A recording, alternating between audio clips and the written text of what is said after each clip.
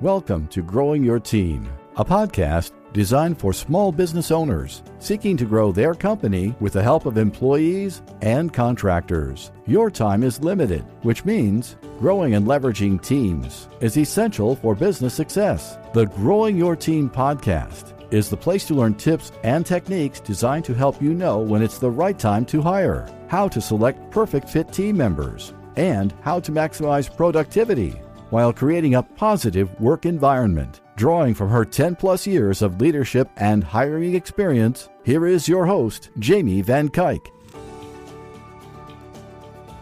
Hello, Jamie Van Kuyk here, and welcome back to the Growing Your Team podcast. Today, I have on guest Elizabeth Lewis. Elizabeth is an executive performance coach and neuropsychotherapist expert. She helps driven entrepreneurs get 20% more done in half the time. Elizabeth also helps ambitious entrepreneurs reduce fear, achieve peak performance, and grow their top line revenue by 25% in 2 months. In today's conversation, Elizabeth and I are talking all about communication, the communication mistakes we make as business owners, and how we can build atmospheres of open communication and trust within our small businesses. This is super important if you want to grow an effective team that cares about your business and a team that you don't have to spend all your time micromanaging, because who wants to micromanage their team? You want to be happy with them and their performance, right? So let's jump into today's conversation and learn how to do that. Hi, Elizabeth. Thank you so much for joining us today on the Growing Your Team podcast. Thank you so much for having me, Jamie. Yes. Before we jump into today's conversation, can you take a moment and introduce yourself? Yes. So my name is Elizabeth Lewis, as you said, and I work as an executive performance coach specializing in neuropsychotherapy. And ultimately, I help those driven analytical entrepreneurs develop optimistic thinking, gain clarity, increase confidence, and grow their revenue by 25% in 3 months by using a lot of those neuropsychology principles. Ooh, I love it. Who doesn't want to grow their revenue? I think it's probably one of those things that might be, some people are a little hesitant about taking the step because it involves digging into yourself and changing yourself, which is the hardest thing to change in a business. Agreed. And to me, it's like mind blowing the older I get that your psychology dictates so much of your life. And that strategy is so small. It's like in grade school, they taught us like the wrong order of things or something. Like, don't learn the information first, like learn yourself first almost. Right. Exactly. Yeah. I think the more I learn about myself, whether going through leadership programs or just like reading books, I was like, why didn't someone teach me this before? Like, I don't know how old I was when I found out the difference between an introvert and an extrovert. And I just remember being an introvert, looking at people in situations and being like, gosh, why can't I be like them? And then instead of realizing that I'm never going to be like them, embrace who I am instead and use my strengths in everything instead of idolizing someone else and wanting to be like them. That is such a true point. I wish, I don't mean not that our brains could necessarily handle it, but I wish that we spent more time in grade school teaching more of the things that kind of matter in the long run, like getting to know who you are, identifying your personality, learning why you do some of the things you do. Maybe that'll happen in the next 10 years though. Yeah, maybe. And I think like you said, understanding your personality and knowing why you do the things that you do, I think that's so important because when you go and do those things, especially if it's in a classroom or in a group setting, you learn other people's personalities too. And you recognize that, oh, not everybody thinks the way that I do. Not everybody has this perspective or these strengths or approaches things the same way with the same skills. And it makes you kind of let other people bring in their strengths and understand that, oh, that's why they don't think the same as me. That's why they don't have the same opinion. That's why they approach that differently. Yeah. And it's all okay, right? Like that difference is what makes the world so awesome and what makes us so unique. And so I would agree, I wish we had like more validation and just owning our own truth and not always needing to be that follower or that sheep, if you will. Right? Exactly. So one of the things I know we were talking about before we got on was communication. And I think this is super, super important because I feel like sometimes in small businesses, we talk a lot with our team members, but we don't talk about what's important. And I know one of the areas that you work on is with, performance and, performance development and like all this stuff. And I feel like, and hopefully a lot of people are listening agree that when it comes to performance with our team members, it's one of the things that we don't communicate enough about. And we hold it in and we don't communicate until things boil over the top. And then we're like, this person's got to go, or why did they do this? Or we might even blow up at our team members because we're just so frustrated. And a lot of times it's because we didn't communicate at all about that until it was too late or too much to handle. Yeah, I mean, yes, so well said. You read my brain there. Miscommunication and trust issues are the core of most interpersonal relationship issues at the end of the day. Yes. Yes. So how do we get into that spot? Because I feel like as business owners, we're the type of people that are going to a lot of times take charge and try things and everything. So a lot of times we are the go-getters. So why do we fall into these traps with our own employees where then we're afraid to talk about things? Well, it's funny. I love studying communication, and in all of the communication research I do, one thing that is consistently said is everyone thinks they're a better communicator than they really actually are. And going back to how we all have different personalities and different styles and the ways of thinking and seeing the world, communication is what the listener perceives, not what you've said. And so that's why it's really important to also know who you are speaking to or with, and kind of changing the verbiage to be best understood by that individual. It's like buying somebody a gift that they're going to want versus giving them a gift that you want them to have. Does that make sense? Yes, no, that totally makes sense to me. I was actually just having a conversation like that with my husband recently. I was like, all right, I know you meant well, but this is what you want me to have and not what I want to have. So maybe we should communicate that about that a little bit more. Exactly, and then also, like, as you were saying, when you're a business owner, when you're that entrepreneur minded individual, like sometimes we want things to happen so much faster than they do happen.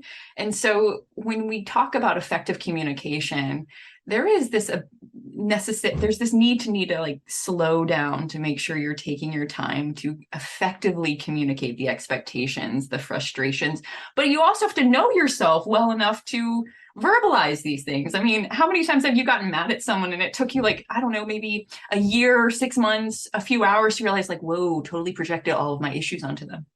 Right. Right. As you're speaking, there's so many things that are coming up in my head that I'm just like, yes, this is what like I try to tell my clients all the time.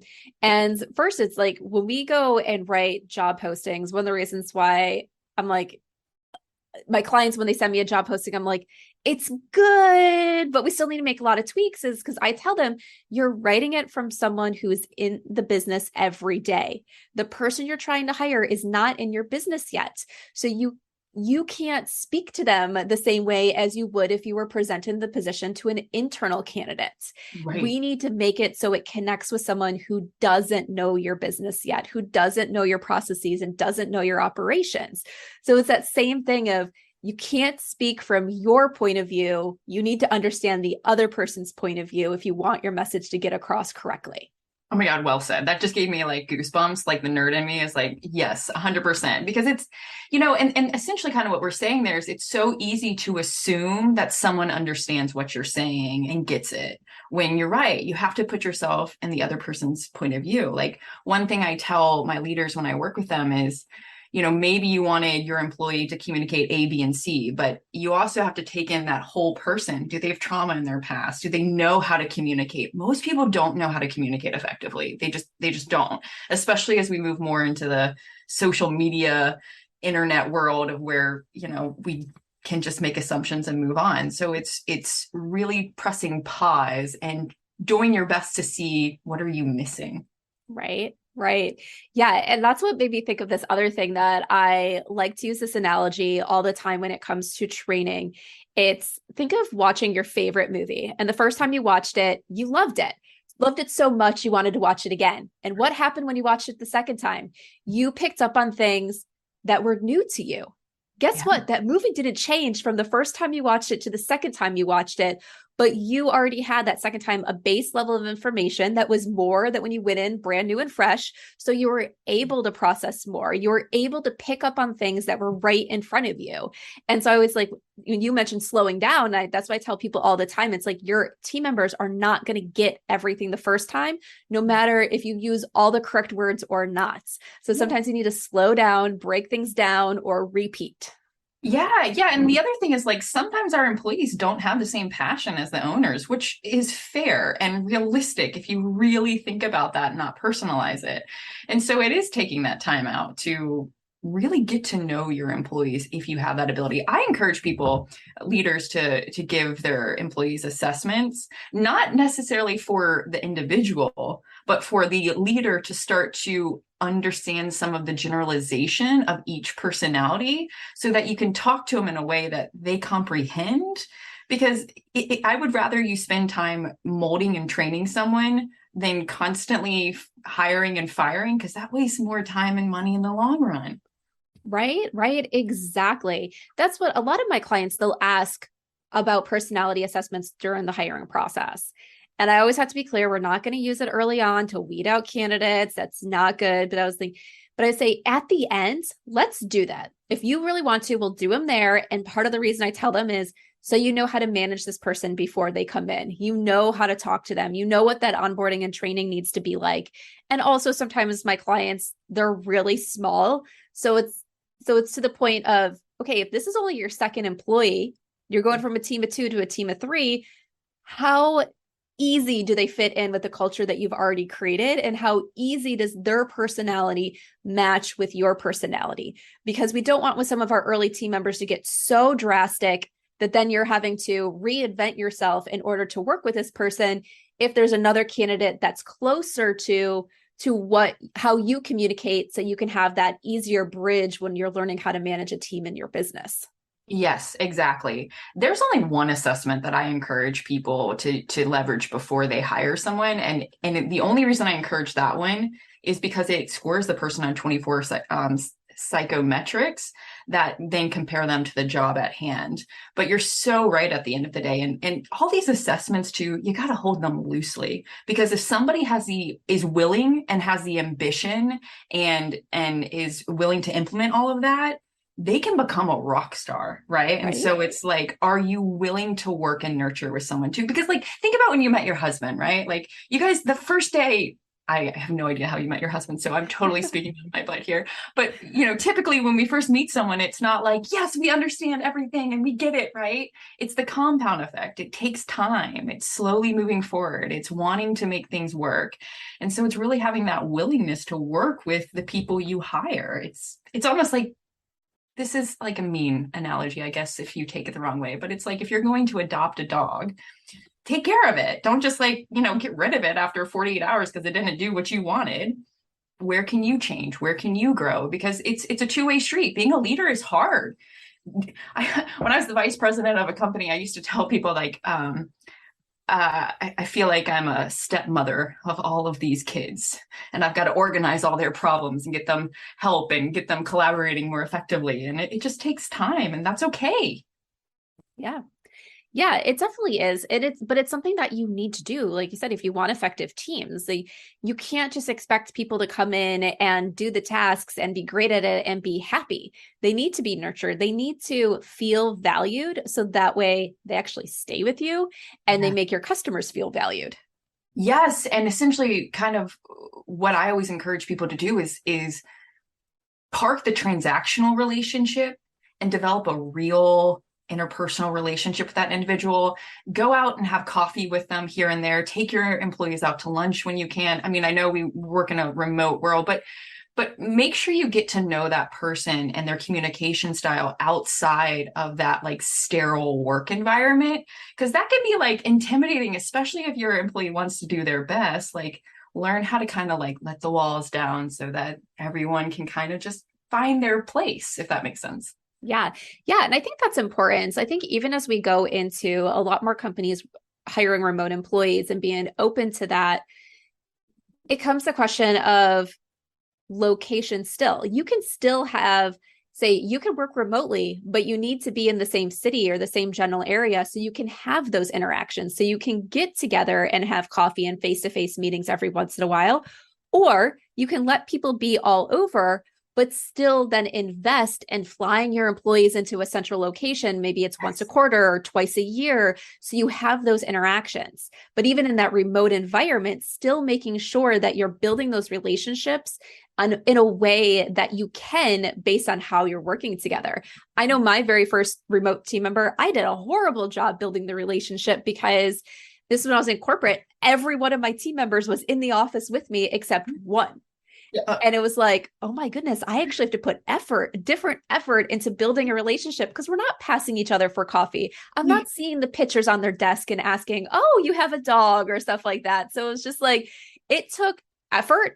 And I didn't realize at first until I was like, wow, this relationship's not super strong.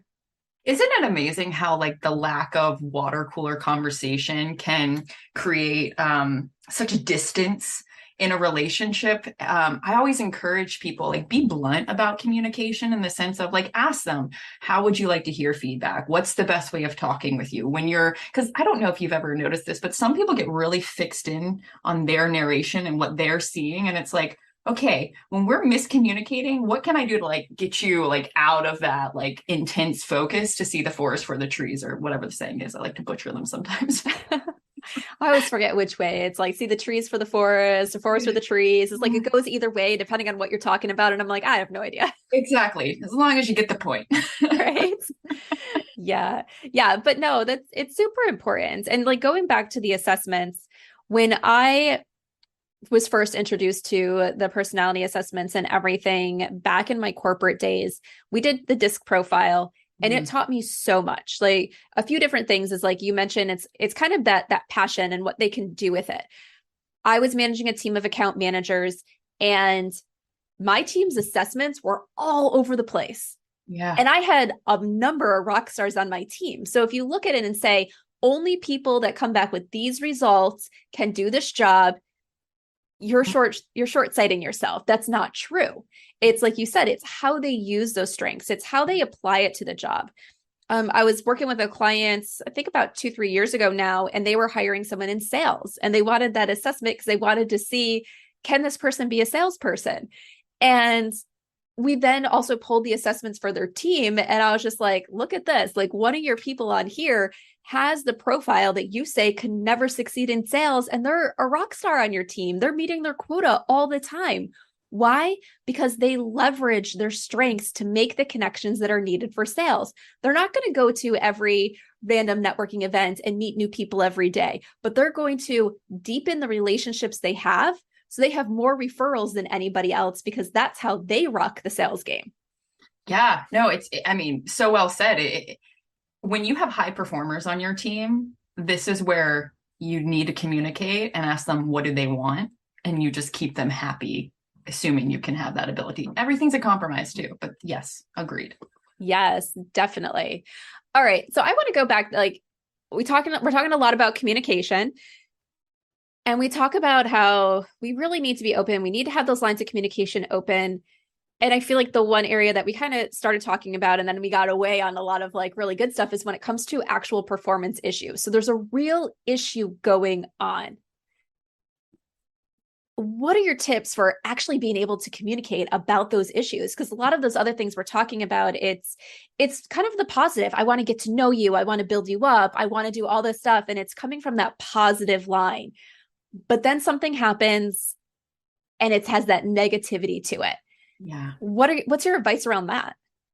Well, first off, I always encourage people to speak in a loving tone. You can be firm and loving simultaneously. One thing that you have to remember is you want that person leaving feeling just as worthy as when they kind of got there, if not more worthy, right? Assuming that, because I think we've all been spoken to and started to feel like questioning our self-worth after the conversation. So make sure to do your best not to attack the person. And this is where you also want to kind of get ahead of it. The second you start to have concerns about an employee's performance, call them in, have a conversation, and really ask questions to get understanding.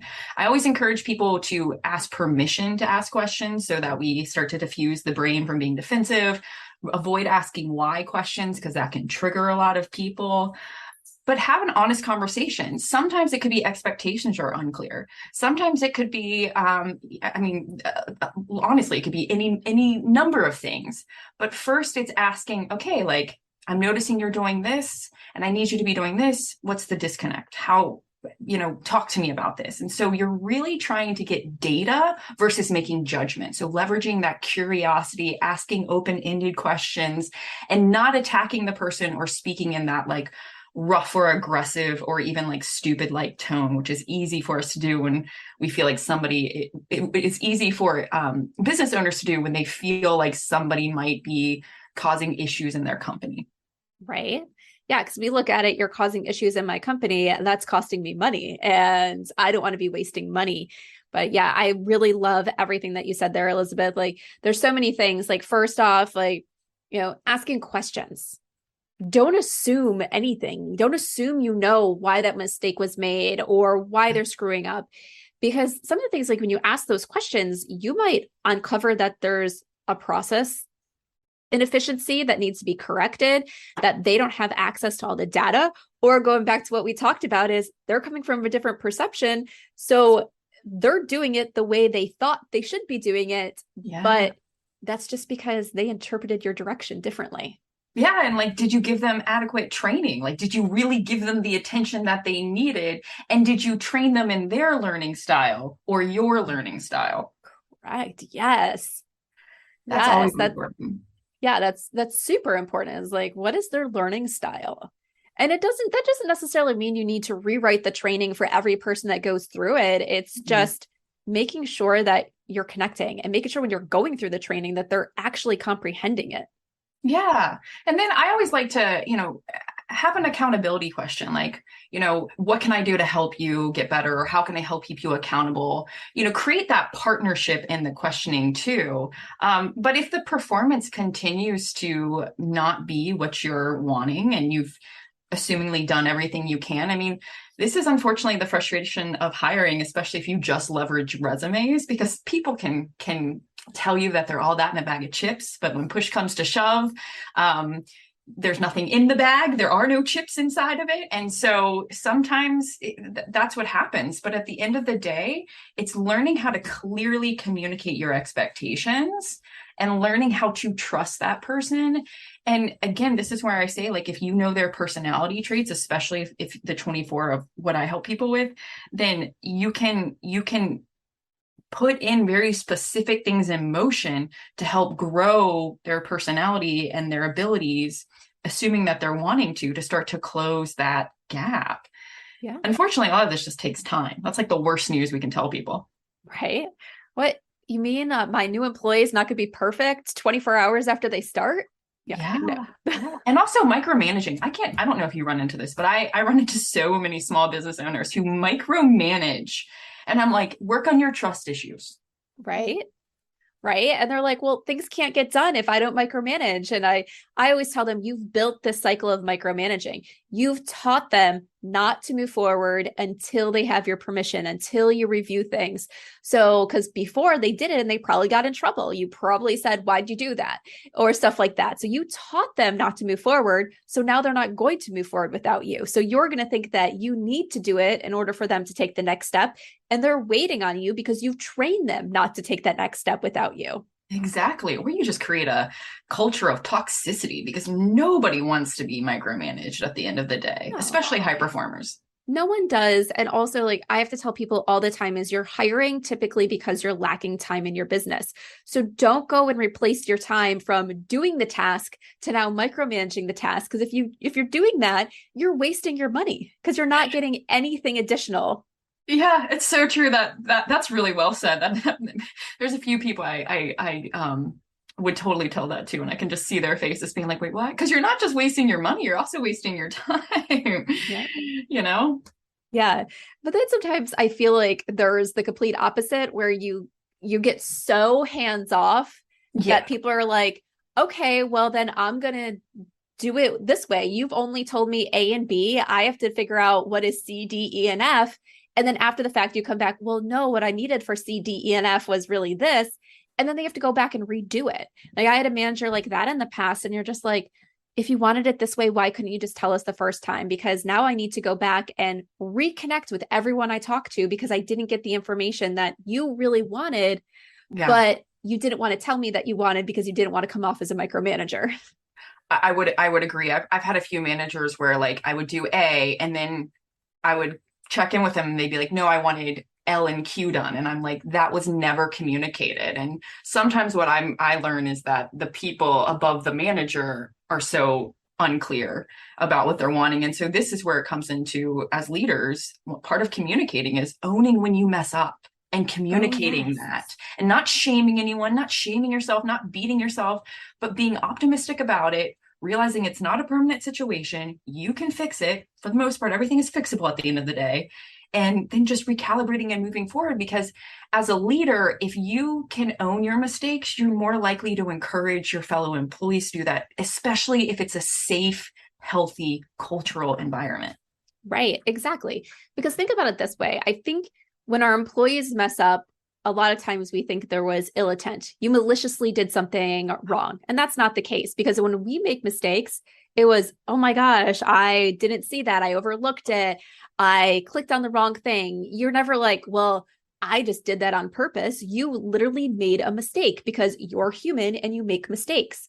So when Right. you own up to it and you realize that you're capable of making mistakes, it's that your team members can be capable of making mistakes too. And there was no ill intent. When there's mistakes sometimes are made and errors are made, I sometimes say, like, look at the situation, ask the questions, find out what happens to find out, does something need to change or was it truly just human error? And yes, human error sucks when it happens, but it's going to happen. Yeah, so well said. And you said something really powerful there that can help leaders communicate better, which is if you have the narration that when somebody messes up, it's because of malicious intent, right there tells you that you have a hostile bias to a degree. You have negativity, you have pessimism, you have low trust, probably some depression in there. And so that's something as a leader, if that resonates with you, you would want to work on changing your explanatory style, the meaning you make out of things, that narration. This is where cognitive behavior therapy is brilliant, so that you can have more of an openness to things versus being quick to judge and participate in that automatic negative way of thinking that can just make our lives so much more crappier than it needs to be, which then is obviously going to impact our communication. Because when you don't feel good about yourself, or when you feel under attack, or when you're stressed, you can become an a-hole to people. Right. Right. Exactly. I know one of my employees the other month, she had an assignment where she was working on a spreadsheet and she did something and all of a sudden everything got thrown off in the spreadsheet. And she was like, I have no idea what happens. And luckily, like she was open and honest. She was like, can you help me figure this out? Because I don't know how to correct it because I don't know what I did to cause this. And we were able to figure it out because we worked together on it. And it was like, okay. And unfortunately, it was one of those things where we couldn't easily go back and redo it, but I could go back and pull up a previous version of it. And it was like, we're just going to have to go back to before the mistake was made and redo the work that was afterwards. It's the only way we can get back to what we need. But she could have never said anything. And then it would have been like, who knows, months later, where all this work would have been done on the spreadsheet. And we're like, why is all this stuff thrown off? Why are things not in the rows and columns not matching up like they're supposed to be? But because she felt comfortable telling me that something happened, I made a mistake somewhere, we were able to fix it before it involved ridiculous rework. Yeah. And that's a great example. I'm so happy you shared that because the fact that you met the person with positivity and love, like that is so important.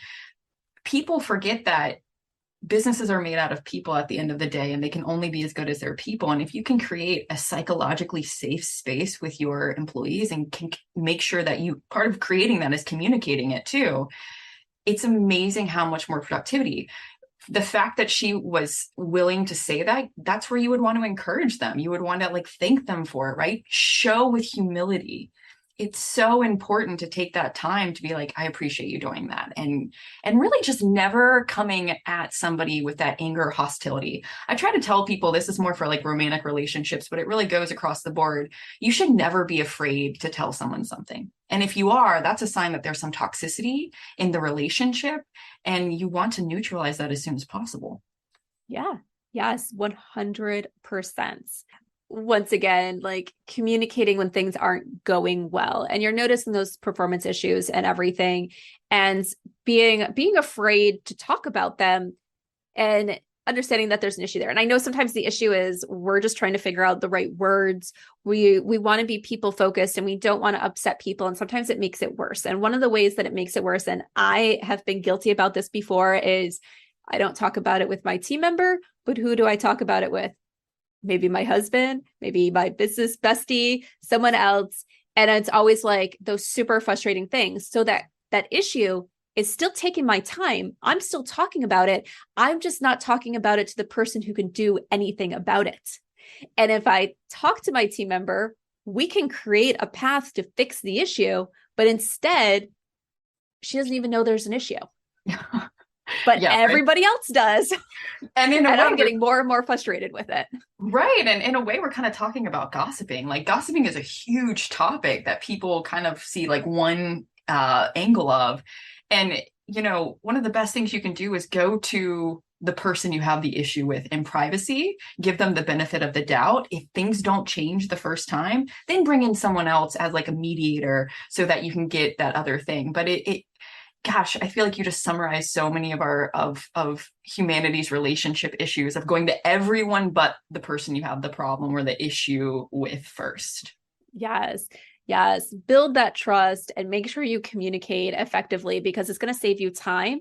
It's going to increase performance and it's going to make people happy to be on your team. Yeah, and part of communicating effectively is being assertive of what you're saying. So many leaders kind of say, like you were saying, like they don't want to upset people, they don't want to do this, but notice the negative focus there. Notice the avoidance behavior of you're trying to not do something versus trying to do something. And this is that power of humanity, right? We are supposed to have positive approach goals. So we want to make sure that all of the things that we're doing are going to that positive way of being versus that avoidant way of being, which is so easy to do, especially if you struggle with perfectionism or rejection or some of those other neuroses in the mental health world. Yes, yes. I feel like we could talk about so much more today, Elizabeth, but we have to start wrapping up. So tell everybody how they can get in touch with you. Yes, you can go to Elizabeth Lewis, LOUIS.com. I'm also on LinkedIn, and my handles for Instagram and Facebook are at Elizabeth Lewis Coaching. So very much online. Yes. All right. And of course, all those links will be in the show notes. All right. One last question that I love to ask all my guests, Elizabeth. We have all had leaders or managers that have stood out to us, whether in our personal lives or our professional lives. Think of a leader or manager that has stood out to you and share one thing about them. Yeah, gosh, he was my first. I worked for him. I don't even know how to what I would put him under, but he was an owner, and I worked really closely with him. I guess in a way, I was like his. Oh gosh, I forgot the word. What's it called? Like, oh man, I can't think of the word. Where like apprentice. I was like his apprentice in a way. And what he taught me is it was his job to put his body on the grenades. Like if I made a mistake or something foolish, he took it. He always was the one to put himself on the grenades, and his selflessness and his ability to always be calm when he was communicating and just very specific with communication, almost to the point where it's a little painful at times, was so appreciative because I'd never seen someone be so patient as they're at this time I was learning his way of doing things. And sometimes I would make mistakes and he would always own it and be like, nope, that was on me. It's cool. I didn't communicate this well. Or just so cool to see someone be so protective of their team. Yes, exactly. Yeah. And I think that something you said is so important there. It's on me. I didn't communicate it well. Everyone needs to practice that. Look in the mirror today and say that out loud so you can learn to say it with your team, because there's a lot of times, as we talked about, it's because you didn't communicate well and that's why things went wrong. And we need to open that communication and not be afraid to talk, build that trust. So that way you can have the teams that you want. Yes. Yes. All right. Well, thank you, Elizabeth, for joining us today on the Growing Your Team podcast. Thank you so much for having me. It was a delight. Are you ready to hire a new team member for your business and you want to ensure you hire the person who can succeed in the role, make you happy, and positively impact your bottom line? Then set up time and let's talk, because this is exactly how I help business owners like you. When you go through my hire framework, not only will you learn how to attract candidates who have the passion you desire, but you'll be able to identify and select candidates who have the skills you need and can succeed in the role. Going through this consultant process not only helps you find the right new hire for your current open position, but it teaches you how to repeat this process with every new position you add to your company as it continues to grow.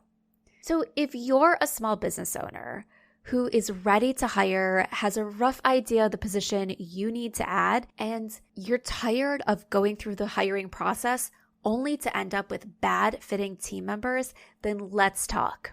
Send me an email at jamie@growingyourteam.com. That's Jamie, Jamie, @growingyourteam.com, or head on over to growingyourteam.com/jumpstart and let's talk about your hiring needs.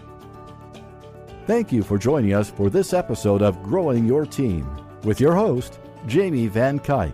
Be sure to subscribe and head on over to growingyourteam.com to connect, access the show notes, and discover more ways to hire and leverage your perfect fit team.